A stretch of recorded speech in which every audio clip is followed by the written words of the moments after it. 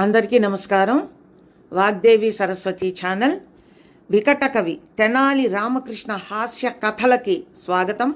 నేను విశాలక్ష్మి శిష్ట. ఒకసారి రామలింగడు పొరుగు దేశం వెళ్ళాడు.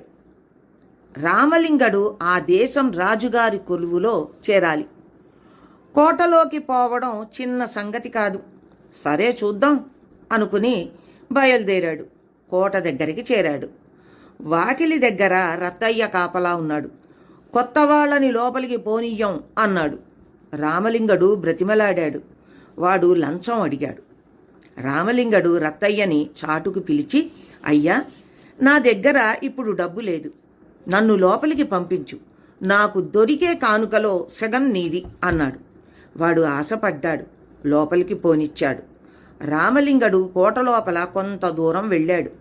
ఇంకొక వాకిలి దగ్గర తిమ్మయ్య అడ్డగించాడు. అయ్యా, రాజుగారిని చూడాలి అన్నాడు రామలింగడు. కొత్త వాళ్ళని లోపలికి పోనీయం అన్నాడు వాడు. నాకు దొరికే కానుకలో సగం నీది అని ఆశ చూపాడు రామలింగడు. వాడు కూడా ఒప్పుకున్నాడు. రామలింగడు నిమ్మళంగా కొలువు చేరాడు. రాజు కొలువు తీరి ఉన్నాడు.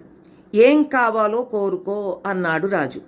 అయ్యా, నాకు 100 కొరడా దొబ్బలు ఇప్పించండి చాలు అన్నాడు రామలింగడు. ఎవరైనా డబ్బు కోరుకుంటారు, బంగారం కోరుకుంటారు, భూములు కోరుకుంటారు, దెబ్బలు కోరుకుంటారా అని యగాదిగా చూశాడు రాజు.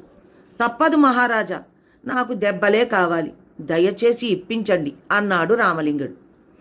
పిచ్చివాళ్లా ఉన్నాడు. సరే కొట్టండి అన్నాడు రాజు.